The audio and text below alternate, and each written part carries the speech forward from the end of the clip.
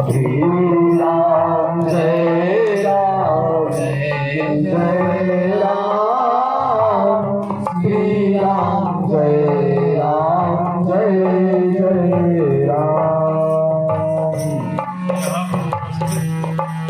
समस्त सज्जन वृंदगण, माइक जरा आवाज सही करो भाई।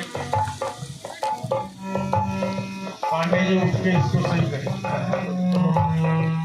यहाँ पर उपस्थित समस्त सज्जन वृंदगण, माताएं, बहनें, परम पूज्य गुरुदेव जी के इस परम पूज्य आश्रम में आकर हम धन्य हो गए हैं, कृत्य हो गए हैं। हमारे दो वरिष्ठ शिष्यों ने भगवान गुरु सबकी वंदना कर लिया है। वो वंदना हम आप सबके लिए सम्मिलित है, पुनः उसको दोहराने की आवश्यकता नहीं। कल की कथा हुई थी कि श्रोता और वक्ता, 3 श्रोता और 3 वक्ता, यह पूरी रामचरितमानस इन्हीं 3 श्रोताओं और 3 वक्ताओं के चारों तरफ चलती है। कल ये श्रोता और वक्ता क्या है, इनकी विशेषता हमने आपसे चर्चा किया था। गरुड़ जी को कैसे मोह उत्पन्न हुआ, खरब निशाचर बांधेउ नाग पास सोई राम, ये सोच करके पूरी कथा आज फिर वो हुई है, आपने सुना। यही बात माता पार्वती को शंकर जी ने समझाया, यही बात कागभूषुंडी जी गरुड़ जी को समझाए, किंतु यह सारी कथा कहा भरद्वाज जी के प्रति याज्ञवल्क्य की। कथा यहां से शुरू हो जाती है। मकर नहाने के लिए हर साल माघ के महीने में लोग प्रयागराज जाते हैं। अब तो इलाहाबाद का नाम भी बदल के प्रयागराज हो गया, आप लोग जानते ही हैं, जानते हैं ना। तो उस प्रयागराज में नहाने के लिए मकर के महीने में सारे ऋषिगण आज भी आते हैं, सारे ऋषि मुनि वहां जाते हैं। तो भरद्वाज जी के आश्रम में ज्यादातर लोग रुकते हैं। जैसा कि अभी आपने सुना थोड़ी देर पहले कि उन ऋषियों का जो ये आश्रम है, हमारे गुरुदेव का भी जो आश्रम है, यहाँ उनका निरंतर वास है। यहाँ से वो कहीं जाते नहीं। उनकी व्याप्ति कैसी है, समस्त ब्रह्मांड में भी है और यहाँ भी है, क्योंकि ये उनका धाम है। तो एक बार जब मकर का स्नान होकर के सारे ऋषि लोग अपने अपने आश्रम को जाने लगे, तो भरद्वाज जी ने याज्ञवल्क्य जी का चरण पकड़ करके कहा कि हे प्रभुवर, हे गुरुवर, मुझको बहुत बड़ी शंका है, जिसको कहने में भय और लाज दोनों लग रहा है। तो कहा भय क्यों लग रहा है? कहा भय इसलिए लग रहा है कि आज के समय में यदि कोई कहीं कथा कहने या कोई चीज करने चला जाए तो बहुत थोड़ी सी जानकारी रखने वाला कोई भी एक व्यक्ति खड़ा होकर के पूछता है कि महाराज जी अच्छा ये बताइए, ये इसका मतलब क्या है। तो अगर महाराज जी ने उसके प्रश्न का उत्तर उसके मन के अनुसार दे दिया, तब तो वो कहेगा कि महाराज जी कुछ जानते हैं। और अगर उसके अनुसार उत्तर न हुआ तो उसके मन में यही आएगा कि ये कुछ जानते नहीं। अर्थात कहने का मतलब क्या हुआ कि कहीं परीक्षा तो नहीं ले रहे हैं। तो भरद्वाज जी ने कहा महाराज इसीलिए हमको भय लग रहा है, क्योंकि आज की परंपरा ऐसी ही हो गई है, इसलिए हमको कहने में भय लग रहा है। और कहा लाज क्यों लग रही है? कहा लाज इसलिए लग रही है कि जो मैं पूछने जा रहा हूँ बड़ी छोटी सी बात है। कल मैंने चर्चा किया था कि हम कथा किस राम की कर रहे हैं, जो रघुवर के राम। तो मैं पूछने जा रहा हूं कि हे प्रभु, कल भी मैंने आपसे चर्चा करा था इसमें कि ये राम अवधेश के जो राजकुमार हैं वही राम हैं, वही भगवान भी हैं कि कोई और है। तो हे प्रभु, अगर मैं आपसे नहीं पूछता हूं तो मेरी ये अज्ञानता रह जाएगी, ये मिटेगी नहीं। और अज्ञानता रह जाए, गुरु के सामने प्रकट न हो तो ज्ञान कहां से आएगा, ये सबसे बड़ा दोष होगा। इसलिए उन्होंने कहा कि मुझे भय और लाज लग रहा है। तो याज्ञवल्क्य जी बहुत प्रसन्न हुए। उन्होंने कहा, भरद्वाज जी, तुम्हारी चतुराई मैंने समझ लिया। तुम भगवान के, राम के बहुत बड़े भक्त हो और उनकी कथा, उनका गुण, उनका प्रसंग, उनके परिकरों का चरित्र, उनके बारे में फिर से जानना सुनना चाहते हो। तब तुमने पूछा है, मैंने तुम्हारी सारी चतुराई समझ लिया। भरद्वाज जी के प्रति कथा कहना शुरू किया। किसने? याज्ञवल्क्य जी ने। अब कथा कौन सी सुनाई? जो हम आपको सुनाने जा रहे हैं। मैंने क्या सुनाया आपको कि कथा में 3 वक्ता हैं और 3 श्रोता हैं। तो भरद्वाज जी और याज्ञवल्क्य जी तीसरे श्रोता और वक्ता। प्रथम वक्ता भगवान शंकर, दूसरे वक्ता काकभुसुंडी जी और तीसरे वक्ता याज्ञवल्क्य जी। तो याज्ञवल्क्य जी से पूछा क्या गया कि राम कौन है? जो दशरथ के राजकुमार है वही राम है कि कोई और राम है? और उन्होंने कथा क्या सुनाना शुरू किया। एक बार त्रेता युग माही, असंभु गए कुंभज ऋषि पाही। संग सती जग जननी भवानी, अपूज ऋषि अखिलेश्वर जानी। ये पूरी कथा इन्हीं 3 श्रोता वक्ता के चारों तरफ रामचरितमानस घूमता। कथा तो पूछा राम का, और शुरुआत किससे किया? भगवान शंकर की कथा से शुरू किया।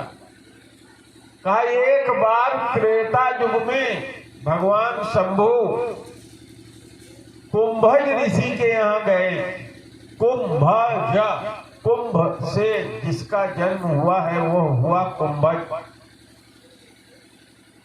वरुण और मित्र, इन दोनों ने अपना तेज एक घड़े में रख दिया था, मिट्टी के घड़े में, जिससे एक ऋषि की उत्पत्ति हुई थी जिनको कुंभज कहा जाता है, जिनको अगस्त भी कहा जाता है। उनका तेज इतना विशाल था, भगवान के इतने अनन्य भक्त थे कि एक बार ओंकार करके एक बूंद जल उठा के अपने मुंह में ग्रहण किया और सारा समुद्र उन्होंने पी लिया।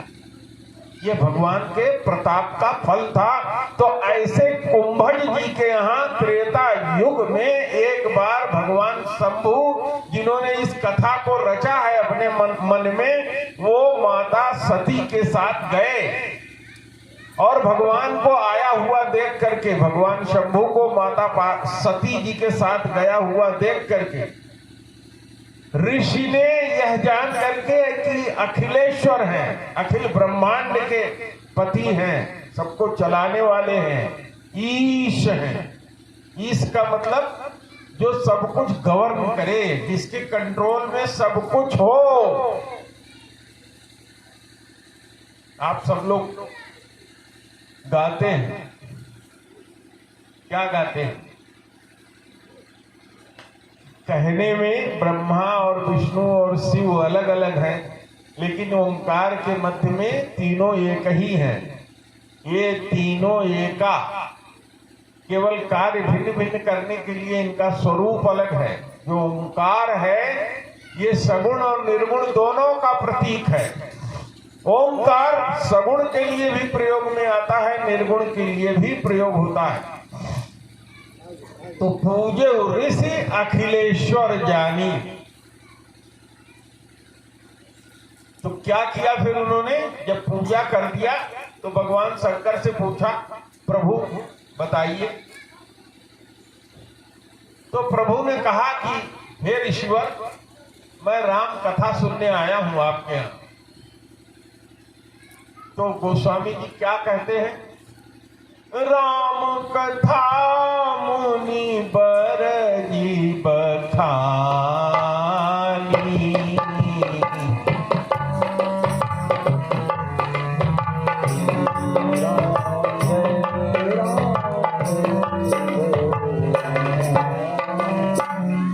राम कथा कैसे बखान करके कहा?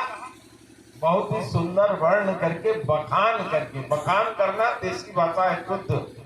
बखान करने का मतलब होता है कि किसी भी चीज को बहुत ही सुंदर ढंग से प्रस्तुत करना, ये बखानना कहते हैं। गांव की भाषा, शुद्ध भाषा। इसीलिए गोस्वामी जी ने कहा कि मैं जो अपनी भाषा लिख रहा हूँ वो बिल्कुल गांव की गंवारू भाषा है, और इसमें अगर कुछ आएगा तो भगवान के प्रताप से ही आएगा, क्योंकि इसमें पूरा राम का नाम है, उन्हीं का चरित्र है। इसलिए इसमें सब कविता के गुण आ जाएंगे। अगर आएंगे तो उन्हीं की कृपा से, नहीं मेरे अंदर तो कवित विवेक एक नहीं मोरे, सत्य कहूं लिख कागज कोरे। तो राम का पूरी कथा बर जी बखाना। लेकिन हुआ क्या? सती जी जो साथ में गई थी, उन्होंने कहा कि हमारे पतिदेव तो परमेश्वर है, इसमें दो राय नहीं। इन्होंने, ऋषि ने इनकी पूजा किया, ये भी ठीक है, लेकिन ये तो घड़े से पैदा हुआ है, छोटी जात का है। इसके यहाँ ये चल करके आए हैं, और ये छोटा आदमी जो कथा सुना रहा है, इसमें इनको बड़ा आनंद आ रहा है, तो उनको उसमें रुचि नहीं आई, उनको उस कथा में आनंद नहीं मिला। जय दिन भगवान वहां कथा सुनते रहे, साथ में गई थी तो मजबूरी थी, वहां उनके साथ रही। और फिर मुनिवर ने भगवान से भक्ति मांगी, शंकर जी से कहा कि हे प्रभु, आप राम के अनन्य भक्त हैं, और भक्ति देने की थोकदारी भी भगवान ने आप ही को दिया है। संत लोग भक्ति दे सकते हैं, भगवान शंकर की पूजा जो नहीं करेगा वो राम की भक्ति नहीं पाएगा, और भगवान राम की भक्ति देने का अधिकार भगवान शंकर को ही है। तो उन्होंने कहा, हे प्रभु, आप कृपा करके मुझे भगवान की भक्ति कैसे किया जाए, इसका उपाय बताइए। तो गोस्वामी जी लिखते हैं कि उनको अधिकारी जान करके, उनकी योग्यता को समझ करके, क्या लिखा गोस्वामी जी ने? गूढ़हु, मत बजाना, गूढ़हु तत्व न साधु दुरावहि, आरत अधिकारी जह पावहि। कितना भी गूढ़ तत्व हो, जो गूढ़ तत्व है, जिसको साधु, बहुत साधना करने के बाद, साधु कौन? जिसने साधना किया वो साधु। तो वो जो गूढ़ तत्व पा जाता है, जो सुअंजन गुरु के चरणों के लगाने के बाद उसके अंदर नेत्र जब जगते हैं, तो जिस गूढ़ तत्व का उसको दर्शन होता है, उस गूढ़ तत्व को वह जो संत होता है, वो जब किसी को अधिकारी जान लेता है कि ये इसको जानने की योग्यता रखता है, तो उससे छिपाता नहीं है। यही इसीलिए गोस्वामी जी ने कहा कि गूढ़ तत्व न साधु दुरावई, आरत अधिकारी जह पावई। उसके पात्र को पा जाते हैं तो उसको वहां जरूर दे देते हैं। इसलिए भगवान शंकर ने उनको पात्र समझ करके भगवान की भक्ति का तरीका बताया। और मजेदार बात यह है कि दोनों लोग लौट रहे थे कैलाश के लिए रास्ते में, और उसी समय त्रेता का समय था। भगवान ने धरती का भार हरण करने के लिए राजा दशरथ के पुत्र के रूप में अवतार लिया था। पिता के वचन को मान करके राम, लक्ष्मण और जानकी वन में गए हुए थे, और उसी समय सीता जी का हरण करके रावण ले गया था।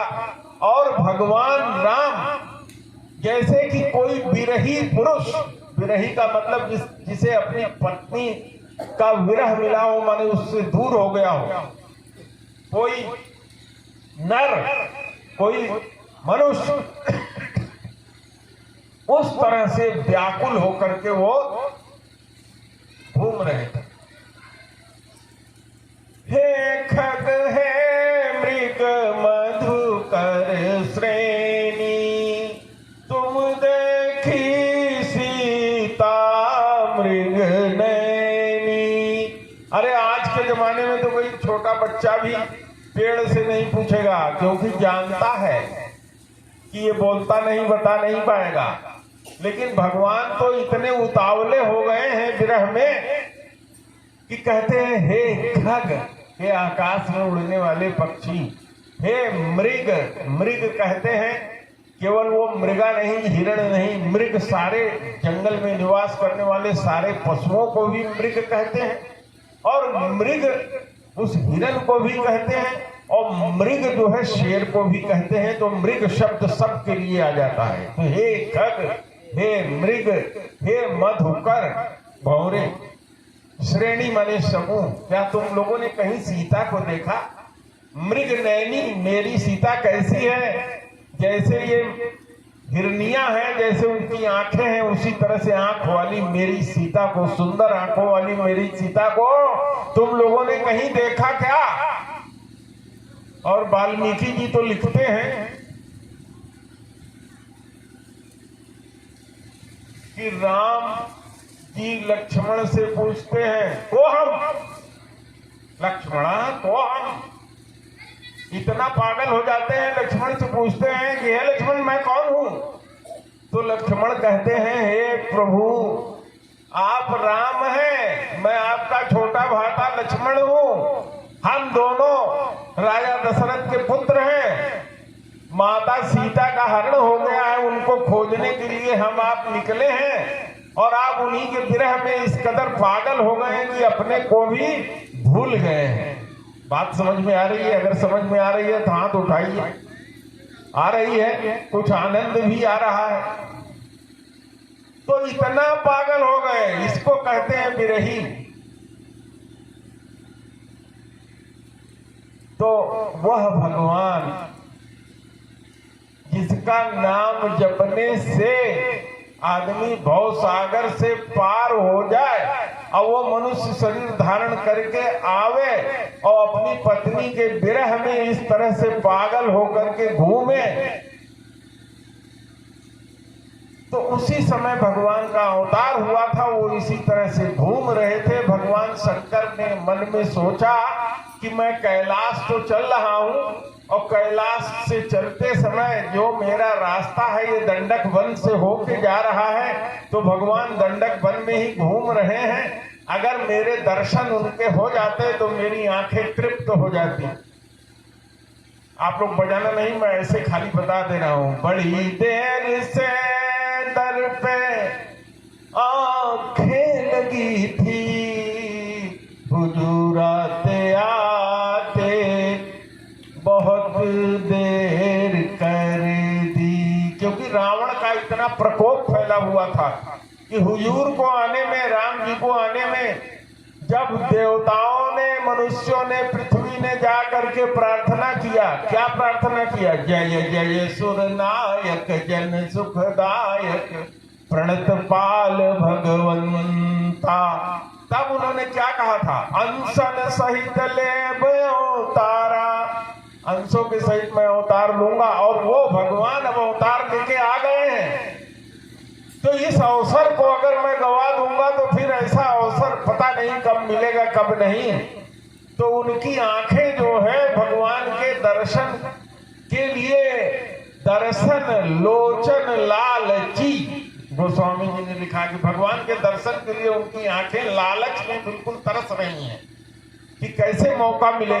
और साथ ही साथ उनको लोक लाज भी है, जान रहे हैं कि मैं तो जान रहा हूं कि भगवान इस अखिल ब्रह्मांड के जो पति हैं, जो अज है, अनंत है, अनंत है, वो जन्म लेकर के अपनी माया से इस धरती पर आए हैं। अगर लोग जान जाएंगे मनुष्य लोग तो उनका काम नहीं करने देंगे, इसलिए उनसे खुल करके मिलना भी ठीक नहीं है। तो क्या उपाय किया जाए? तब तक जा ही रहे थे कि उधर से राम लक्ष्मण इस तरह से बिरही वो खोजते हुए मिल गए। तब भगवान शंकर ने कहा जय सच्चिदानंद अज धामा। उन्होंने कहा सच्चिदानंद महाराज की जय हो, सच्चिदानंद महाराज की जय हो, सच्चिदानंद महाराज की जय हो। कह करके आगे बढ़ गए। माता सती ने कहा कि हे बैल पर सवार बुढ़ऊ, ये बताओ दशरथ के दोनों लड़का, उसकी पत्नी खो गई है, पागल की तरह से घूम रहा है, खग से मृग से मधुकर से पूछ रहा है, अब तू कह रहे हो सच्चिदानंद, पगला गए हो क्या? कहे नहीं नहीं नहीं नहीं नहीं, ये वही राम है जिनकी कथा हम लोगों ने जा करके अभी कुंभज के यहाँ सुना था। लेकिन माता जी ने कथा तो सुना नहीं था, तो खाली बस वहां बैठी थी, जैसे आप हम सब यहाँ बैठे हैं। कोई कोई इसमें कथा सुन रहा है, उसका मन भी यहाँ है, बाकी का मन तो घर में लगा है, रुपए में लगा है, धन में लगा है, पशु में लगा है कि पता नहीं गुरुजी दोपहरे में कथा कह रहे हैं, हमार गोरुआ जो है नादी पर लगी कि नहीं लगी।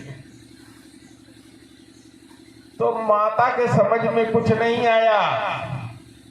उन्होंने कहा क्या कह रहे हैं आप, ये सच्चिदानंद है क्या? हाँ हाँ, ये वही सच्चिदानंद है जिनकी कथा वहां कुंभज जी सुना रहे थे।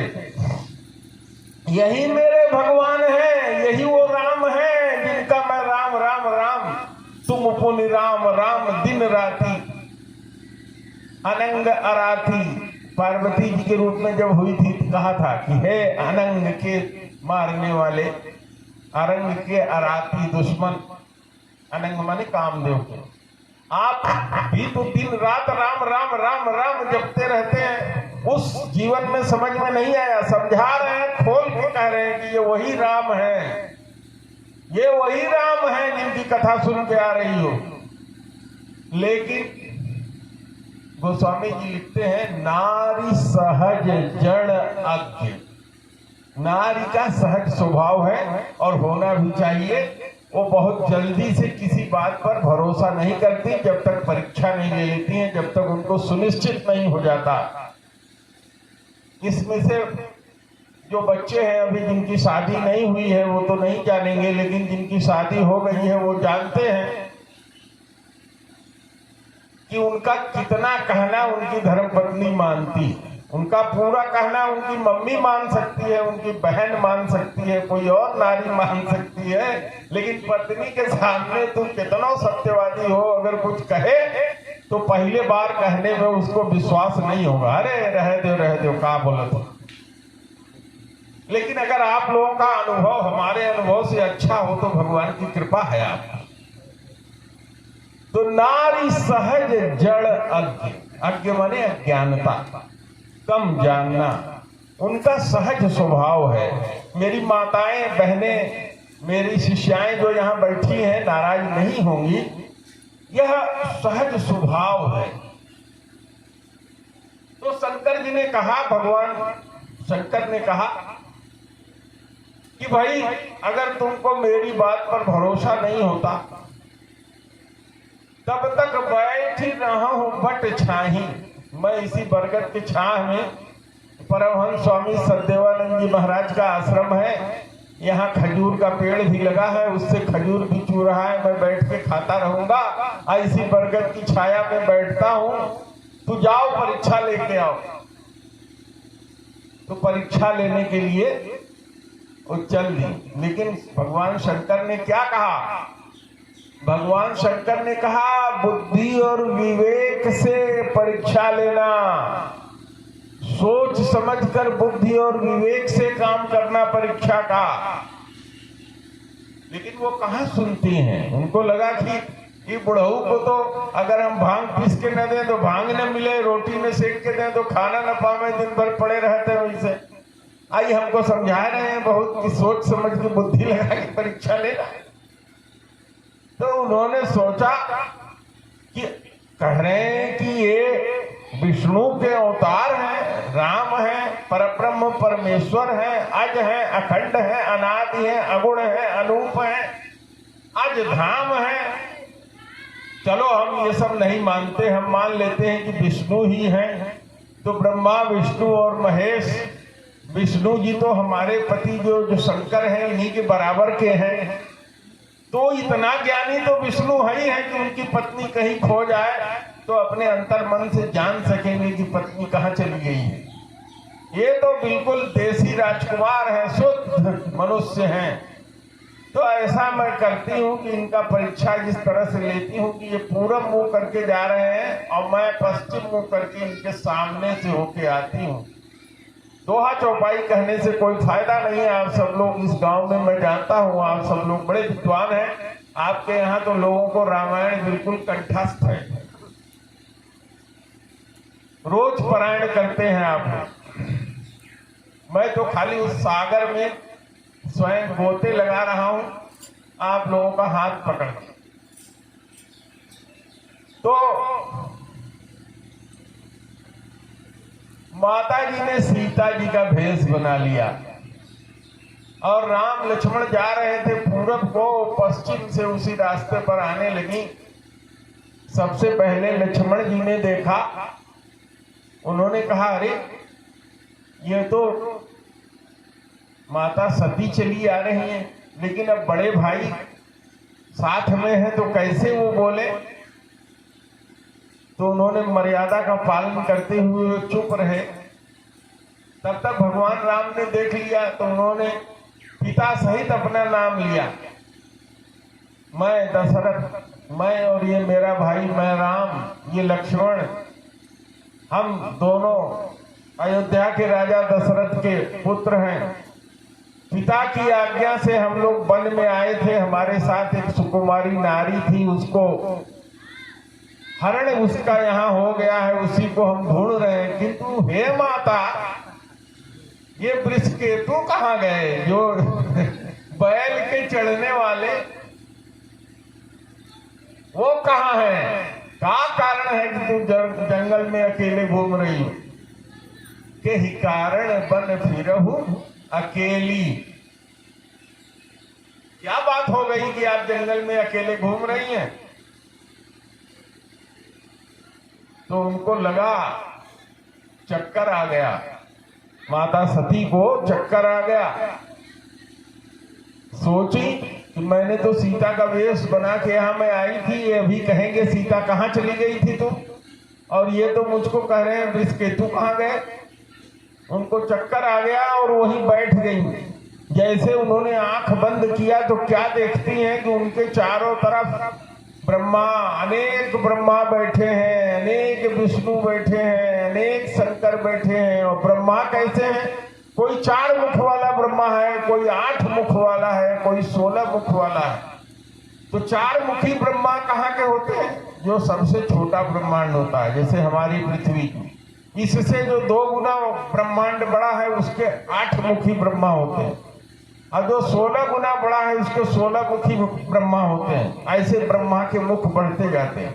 तो देखा अनेकों ब्रह्मा, अनेकों ब्रह्मानियां उनकी, अनेकों विष्णु, अनेकों लक्ष्मी यानी उनकी पत्नी इंदिरा जिसको कहते हैं, और अनेकों शंकर, अनेकों सती, सब जो है सेवा कर रहे हैं राम की। लेकिन राम वही है, राम और सीता वही है, एक ही है, कोई और दूसरा वेश नहीं है। सारे देवता अपने अपने पत्नियों, अपने अपने शक्तियों के साथ अलग अलग भले हैं, लेकिन राम रूप दूसर नहीं देखा।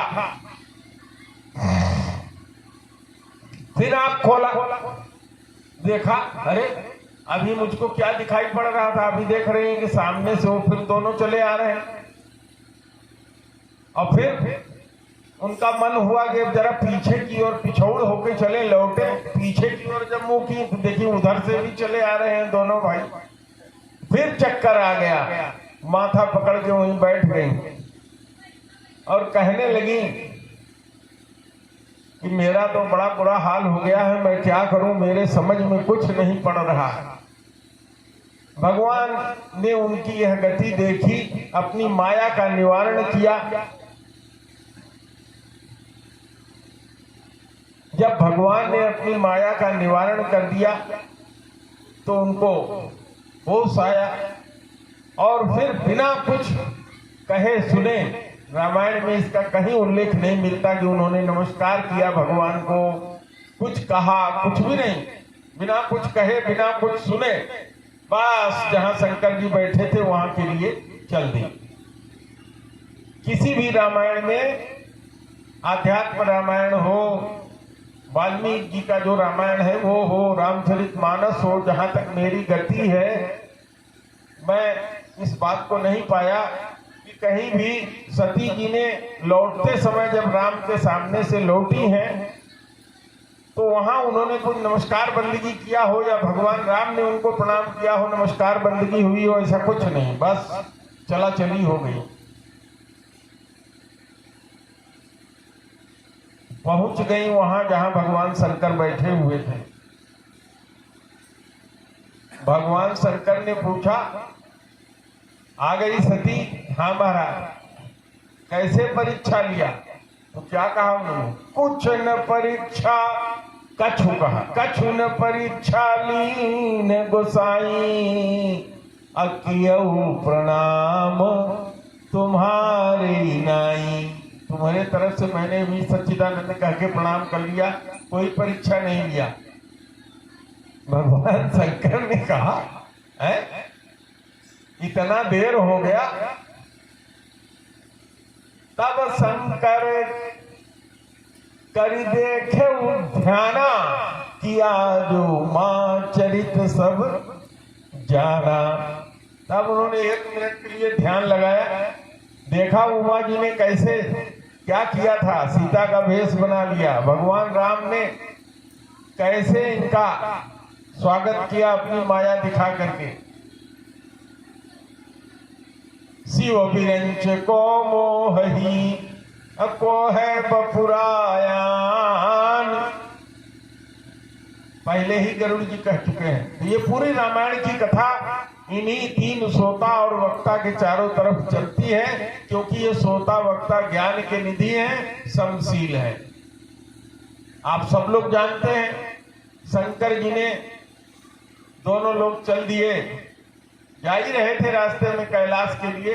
कैलाश तक पहुंचने के लिए उन्होंने कुछ सुंदर कथा, रसाला, ऐसी कथा जो रसशील थी कथा, इस तरह की कथा सुनाया ताकि माता के मन में जो है शांति आवे। और इसी समय उन्होंने मन में सोचा, सती कीन सीता कर भेसा। सती जी ने तो सीता का वेश बना लिया। सीता कौन है? मेरी पूज्या है, मेरे भगवान, मेरे आराध्य की पत्नी है, मेरी गुरु माता है, मेरी आराध्या है, उनका वेश हमारी पत्नी ने बना लिया, तो अब तो ये मेरी माँ हो गई। अब इसके साथ प्रेम करने पर बहुत हानि होगी, धर्म मिट जाएगा, भक्ति का पथ अनर्थ पूर्ण हो जाएगा। यह सोच करके उन्होंने मन में अपने संकल्प लिया। बीच बीच में मैं फुलझड़ी की तरह से आपको सुना देता हूं चौपाई। क्या कहा गोस्वामी जी ने? शिव संकल्प कीन मन माही, यही तन सती भेंट अब नाही। ध्यान करिएगा, आगे कथा मैं फिर सुनाऊंगा। उन्होंने क्या कहा? यही तन, यही तन उन्होंने माता सती के लिए कहा कि इनके स्तन से कि अपने लिए? भाई मेरे तो समझ में ये आता है कि उन्होंने अपने लिए कहा था। ये हितन सती भेंट बनाई, क्योंकि सती शब्द का इस्तेमाल वहां फिर से किया है। हमारे व्याकरणाचार्य जी बैठे हैं, हमारे शिष्य श्री केवल कृष्ण जी व्याकरण के आचार्य हैं। मैं जानता हूं कि इस समय संकोच में ये नहीं बोलेंगे, लेकिन मैं समझता हूं कि यही सही है। शिव संकल्प कीन मन माही, और यही तन सती। अगर सती शब्द ना आया होता तो शायद उसका वहां अर्थ ये लगाया जा सकता था कि सती के इस तन से भेंट करना संभव नहीं है, लेकिन उन्होंने अपने लिए कहा कि यही तन सती भेंट अब नहीं। जब उन्होंने यह संकल्प किया तो आकाशवाणी हो गई उसी रास्ते में, धन्य धन्य धन्य हो प्रभु, आप धन्य हो, आपने भक्ति के पथ की रक्षा किया है। आपके अलावा कोई और ऐसा दूसरा इस तरह का संकल्प ले नहीं सकता, निभा नहीं सकता। धन्य हो, धन्य हो। माता ने पूछा, हे प्रभु, हे मेरे पतिदेव, ये बताइए क्या संकल्प आपने ले लिया? आकाशवाणी सुनाई पड़ रही है, सारी दुनिया सुन रही है, आप मुझे बताइए। भगवान शंकर ने कहा कि अब भाई तो समझो क्या कहा आकाशवाणी ने। किसी तरीके से बहुत प्रकार से पूछा उन्होंने, गोस्वामी जी लिखते हैं बहुत प्रकार से पूछा। क्यों भाई? स्वतंत्र जी लिखा है ना गोस्वामी जी ने, बहुत प्रकार से पूछा सती जी ने, लेकिन भगवान शंकर ने अपने सील को भंग नहीं होने दिया, अपने स्वभाव के अनुसार उसको टाल ही दिया। असुंदर कथा रसाला सुनाते हुए उनको लेकर के पहुंच गए कैलाश। मैं बाजन वजन इसलिए नहीं बजने दे रहा हूं कि समय काफी खत्म हो गया है। 5 बजे समय की मर्यादा के अनुसार हम लोग चूंकि योगी के शिष्य हैं तो 5 बजे के बियॉन्ड में जा नहीं सकता।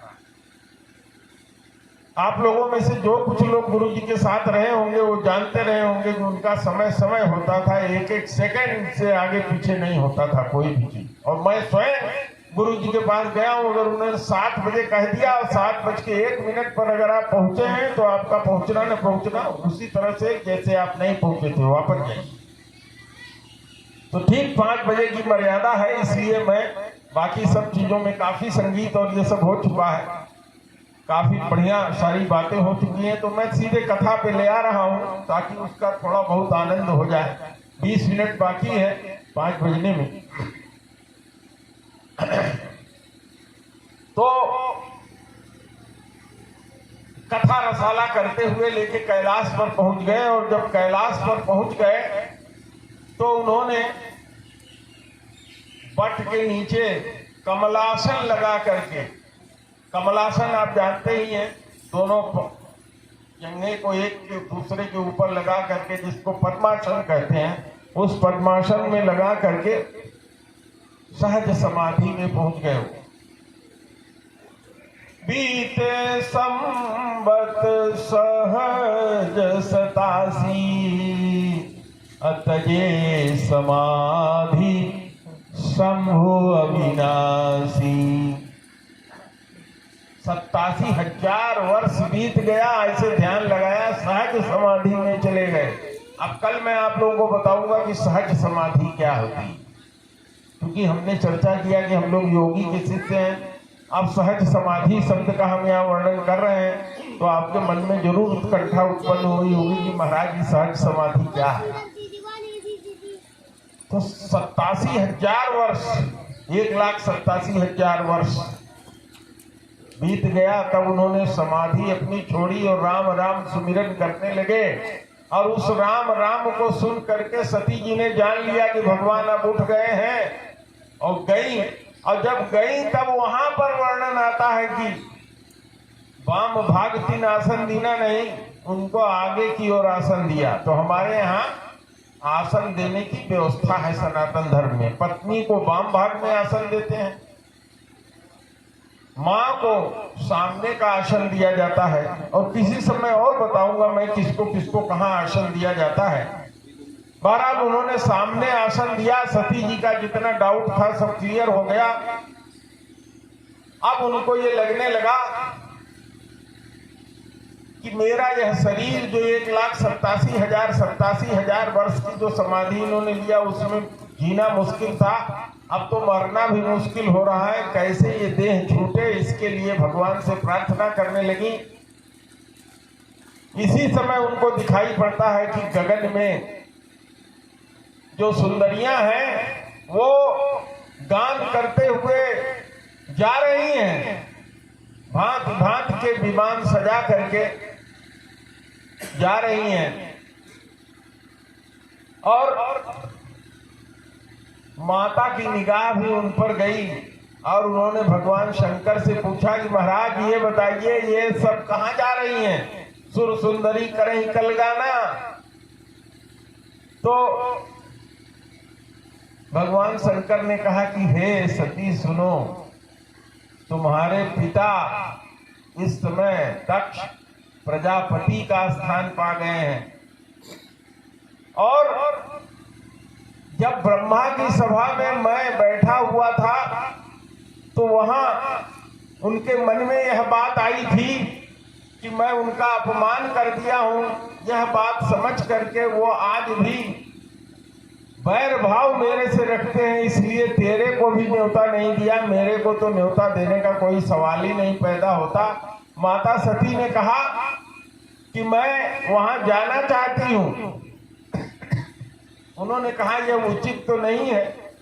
माता सती ने कहा कि पिता, गुरु और मित्र के घर बिना बुलाए भी जाया जाता है। भगवान शंकर ने कहा बिल्कुल सही कह रही हो तुम, लेकिन जहां माता पिता गुरु और मित्र के घर में भी यदि कोई विरोध करने वाला हो और वहां जाने पर कोई बुरा मानता हो आने का, तो ऐसी जगह जाने से कल्याण नहीं होगा, इसलिए तुम्हारा वहां जाना उचित नहीं है। बार बार समझाया लेकिन वो मानने वाली नहीं थी, नहीं मानी। और फिर भगवान शंकर ने अपने कुछ मुख्य गणों को दे करके उनके साथ उनको विदा कर दिया। अपने पिता के घर पहुंची, वहां जाकर के क्या देखती हैं कि उनकी बहनें तो कोई मुस्कुरा रहा है इधर करके उधर मुंह कर ले रहा है मुस्कुराते हुए, कोई मुस्कुराते हुए उधर मुंह करके चला जा रहा है। केवल एक माता थोड़ा सा प्रेम दिखा करके मिली। अब पिता के डर के मारे कोई सामने नहीं आया, पानी वानी को भी किसी ने नहीं पूछा, बैठने को भी किसी ने नहीं कहा, माँ ने भी बैठने को नहीं किया कहा। और ये सीधे जहां यज्ञ हो रहा था वहां जाकर के इन्होंने देखा तो ब्रह्मा, विष्णु और शंकर तीन का जो भाग दिया जाता है यज्ञ में वो भी नहीं था, लेकिन उनकी निगाह तो केवल शंकर पर गई। उन्होंने देखा कि भगवान शंकर का यज्ञ में कोई स्थान नहीं है। उनको इस बात का बड़ा दुख हुआ। जो हमारी बहन होती है, हमारी बेटी होती है, वो दोनों घर की मर्यादा रखना चाहती है और रखती है। अपने बाप के घर की भी मर्यादा रखती है, अपने ससुराल की भी रखती है। ससुराल में कितना कम खाएगी, गम खाएगी, लेकिन जाके अपने बाप को नहीं बताती कि ससुराल की बेइज्जती हुई, और बाप के घर में उसकी कितनी बेइज्जती और परेशानी हुई है ये आकर के ससुराल में अपनी सास और किसी को नहीं बताती, क्योंकि उसके बाप के घर की इज्जत जाएगी। इसलिए माताएं हमारी दोनों कुल की मर्यादा रखती हैं। अब माता जी के समझ में यह आया कि मेरा जो यह शरीर है ये दक्ष के शुक्र से उत्पन्न हुआ है, दक्ष के वीर्य से उत्पन्न हुआ है। इसलिए यह दाह जो अब हमारे अंदर पैदा हुआ है ये तो तभी मिटेगा जब यह शरीर मिट जाए। और उन्होंने तुरंत योग अग्नि प्रकट किया। योग अग्नि प्रकट करके और अपने शरीर को योगाग्नि से जला दिया। जब योगाग्नि से शरीर को जला दिया तो भगवान के जो प्रमुख गण गए थे उन लोगों ने यज्ञ विध्वंस करना चाहा। वहां भृगु मुनि बैठे थे, उन्होंने यज्ञ की रक्षा किया। यह सारी खबर जब भगवान शंकर को मिली, अरे महाराज जरा हट जाओ थोड़ी देर यार, कैसे पागल आदमी हो तुम, समझ में नहीं आता तुम्हारे कुछ नहीं। इनको पकड़ के जाओ उधर किनारे करो, गाओ 2 मिनट उधर, वो उठा ले जाओ यहाँ से। ये अभी रुके रहो मनोज, ये जिसमें लगा रहे हैं ये चीज उठा ले जाओ, उधर दे दो, वहीं लगाए, वहीं कर दो, वहीं बैठ के लगाओ। तो कहा शंकर जी ने जब सुना तो वीरभद्र को उन्होंने क्रोध करके भेजा। वीरभद्र कोई और नहीं थे, भगवान के ही दूसरे रूप थे। उन्होंने जाकर के पूरे यज्ञ का विध्वंस कर दिया, सारे लोगों को उचित फल दिया जिसने जैसा किया था। समय का अभाव है, यह कथा बहुत ही सुंदर और सुशील है। यह कथा सुनाने के बाद भरद्वाज जी उससे पूछते हैं याज्ञवल्क्य जी, बताओ ये कथा कैसी लगी तुमको? तो उन्होंने कहा, महाराज बहुत ही अच्छी कथा लगी, आपने बहुत सुंदर समझाया और सुनाया। तो याज्ञवल्क्य जी के समझ में आ गया कि ये राम की कथा का अधिकारी है, क्योंकि राम की कथा उसी को सुनाई जाती है जो उसके कथा का सुनने के अधिकारी है। जो सुनने का अधिकारी नहीं है उसको यह कथा नहीं सुनानी चाहिए। गोस्वामी जी ने लिखा है, ये श्रद्धा संबल रहित नहीं संतन कर साथ, दिन कहु मानस अगम अति नहीं न प्रिय रघुनाथ। उनको मानस अगम है, वो मानस में जा ही नहीं सकते, अगम है। तब उनको लग गया याज्ञवल्क्य जी को कि भरद्वाज जो है वास्तव में भगवान के अनन्य भक्त हैं, और ये कथा राम कथा के सोई अधिकारी,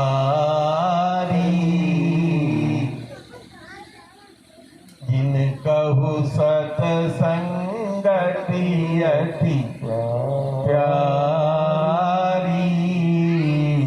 श्री राम जय राम, जय जय राम।